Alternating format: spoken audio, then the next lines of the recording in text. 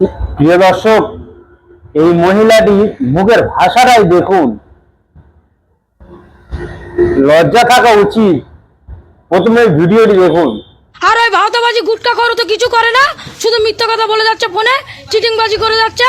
একটা অ্যান্টিভাইরাস ভাঙড়ে যখন থেকে আসছে, যেরকম করোনা হয়ে লোক মারা গিয়েছে সেরকম লোক মরছে। উনি নিজের বিধানসভায় ফুরফুরা শরীফ কিছু করে না, কোনো জায়গা পায় না বলে আজ আমাদের ভাঙড় বিধানসভায় এসে এই করছে। আমাদের শওকত মোল্লাকে সবসময় বলে কি উনি ক্যানিং পূর্বে থেকে এখানে এসে উস্কানিমূলক কথাবার্তা বলে, কিন্তু না, মিথ্যে কথা, পুরো চিটিংবাজ। যা করছে সব মিথ্যে কথা, কোনো এইগুলো সব করছে ওই নওশাদ সিদ্দিকী করছে। ওনার বালটা কিভাবে চাষতে হয় সেই কারণে আমরা কোদাল নিয়ে যাবো, ওনাকে বাল চেঁচে দেখিয়ে দেবো যে কাকে বাল আর কাকে চুল বলে। আমাদের শওকত মোল্লাকে দরকার নেই, কোনো নেতারা লাগবে না, আমরা মহিলা মিলে ওই মেয়েটাকে হাত পা ধরে চিড়ে বেড়া দিয়ে দেবো। উনি যে ভাষায় দিচ্ছে আমরা সেই ভাষায় উত্তর ওনাকে দিলাম। নওশাদ সিদ্দিকী গুটকাখোর, আব্বাস সিদ্দিকী গুটকাখোর, মুখে ঝা আসছে তাই বলে দিচ্ছেন, তাই তো? আসলে তুমি কোন বাড়ির মহিলা সেটা বাংলার মানুষ, বাংলার প্রতিটা মহিলা থেকে পুরুষ থেকে সবাই বুঝতে পারছে। কিরম ফ্যামিলি থেকে আপনি বিলং করেন সেটা বাংলার মানুষ বুঝতে পারছে। এটাই তো তৃণমূলের পরিচয়।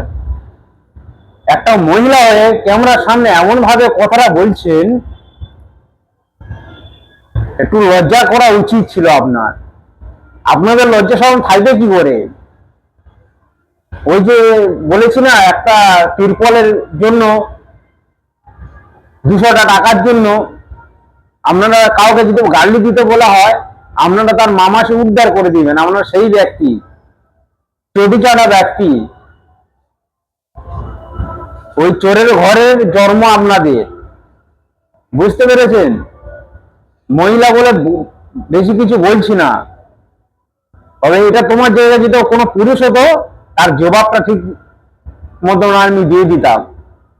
প্রিয় দর্শক, তার কি মতামত আছে অবশ্যই কমেন্ট বক্সে জানাবেন। আর চিন্তা ভাবনা করার কিছু নাই, কারণ হচ্ছে এনাদের টিএমসি সমস্ত যারা টিএমসি করেন তাদের বাড়ির মহিলাগুলো ঠিক এইরকমই ব্যবহার ওনাদের। কার কি মতামত আছে অবশ্যই কমেন্ট বক্সে জানাবেন। ধন্যবাদ, ভালো থাকবেন।